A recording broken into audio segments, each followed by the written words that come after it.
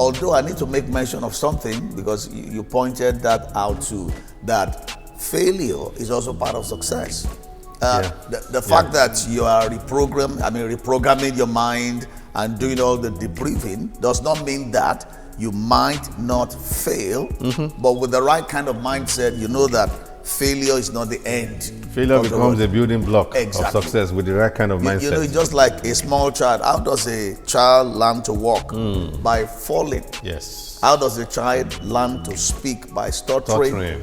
You know, it's in the process of trying it again and again that he or she perfects the art of speaking and walking.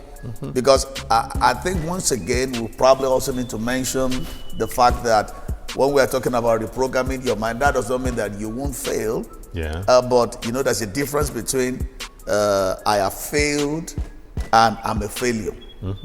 Because you must see failure as a situation, not a person. Not a person. You must see failure as an opportunity to learn, and so that you can improve and you can, you know, not repeat the same kind of mistakes. Failure is a stairway. It is. It's a staircase. It is. In fact, that's why somebody said, I think it was John Maxwell, who said that we should learn to fail forward. That's profiting from our failures instead of, because most people, once you experience a setback or an obstacle, people just feel that that's the end of the road.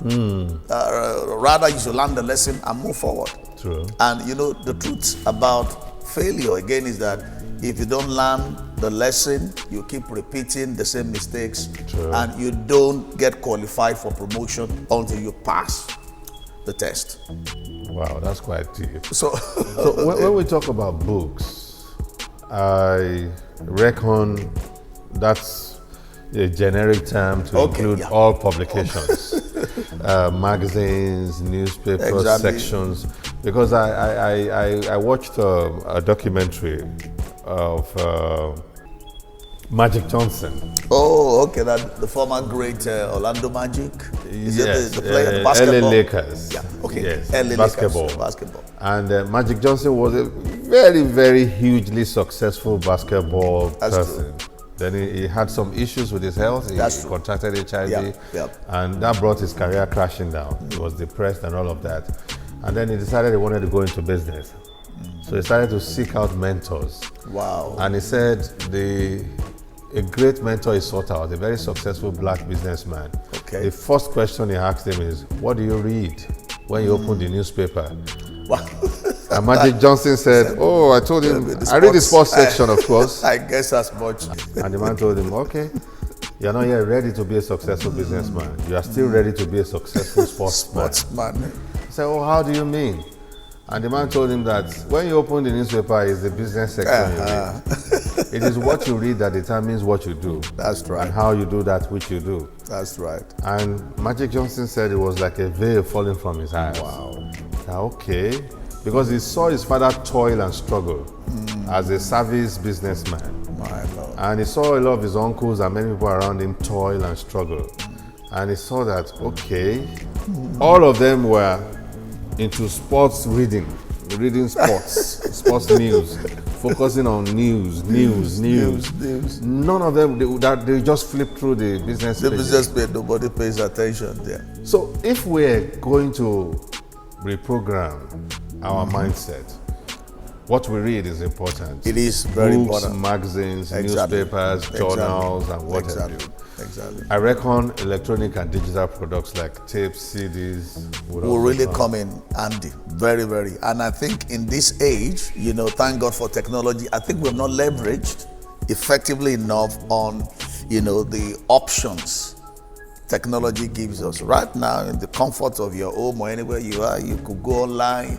One of my mentors, who is very, very deeply knowledgeable about contemporary business practices and theories. Okay. I asked him one day, I said, you've been mentoring me now for about 6-7 years. You don't read. I don't see you read. How come you know all these things that makes us marvel, that makes us knock at your doorstep? He said, well, I don't like to read. I don't like reading. I said, so how come you know them? And he brought out his iPad. He said, wow. I'm always on YouTube. Do you see that now? I watch management videos on There's YouTube. There's a lot of products. I never knew. You know, I said, I watch management videos on YouTube. I listen to management audio on podcast. That's true. That's another very, very excellent. I do that a minimum of 6 hours every day. Ooh. I said 6 hours a year. That's investing, in himself and updating himself And with from the day he relevance. said that, I began to look at him differently. Okay, so it's not about, because before then I would tell people read. But now sorry for cutting. Some people actually don't like the concept of reading, and it has been discovered though that what you see and hear sticks faster than what you read.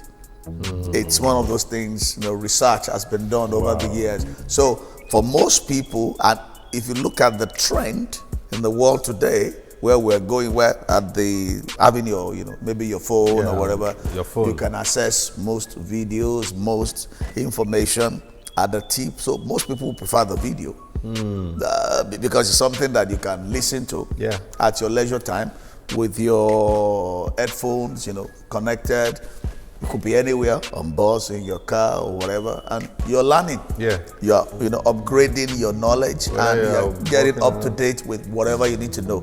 So, like we rightly said also that the process of renewing the mind or debriefing, as you like to mention, or reprogramming is a continuous effort. Lifelong. So you could be anywhere really, in your car, your way to work, and you could still be going on with the process. Wow. Excuse me. So if reading is not your thing, then you can do YouTube, podcasting, among other things. You also talked about the association that we have embed ourselves in. Very, very important. Please extrapolate more on that. Well, like somebody said, if you want to know how to swim, you need to associate with the fish. You want to know how to fly, you walk with a bird.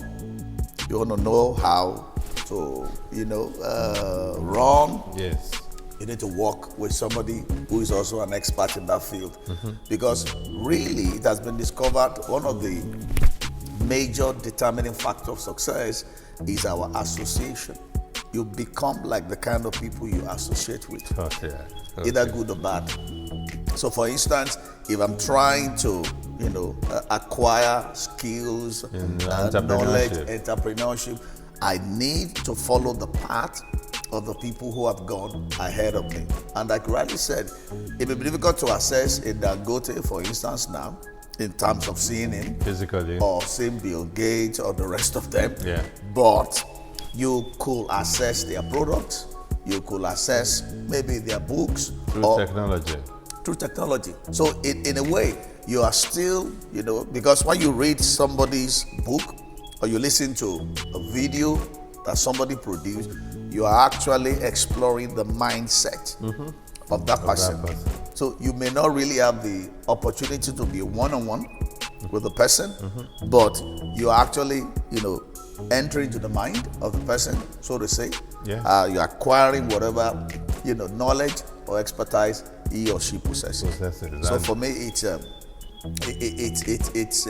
golden opportunity that we have, that I think any serious-minded entrepreneur need to take advantage of. So if you seek to be a business person and you're hanging around sportsmen, you're in the wrong. You're in the wrong company. Though people say, you should widen your network. Success principles are universal, but since we are talking about business and entrepreneur, for instance, I think it will make much more sense to work with people in that field. I agree. Because they'll speak your language. I agree. They know what you're going through, your pains, your challenges. There are things that they are well acquainted with. Yes, and that's what they discuss every day anyway. In fact, that's your world. That's where they live. So you want to be a successful entrepreneur, and you're hanging around your old schoolmates who are job seekers. That's a They are job seekers. No, that's a misfit. So the association is critical.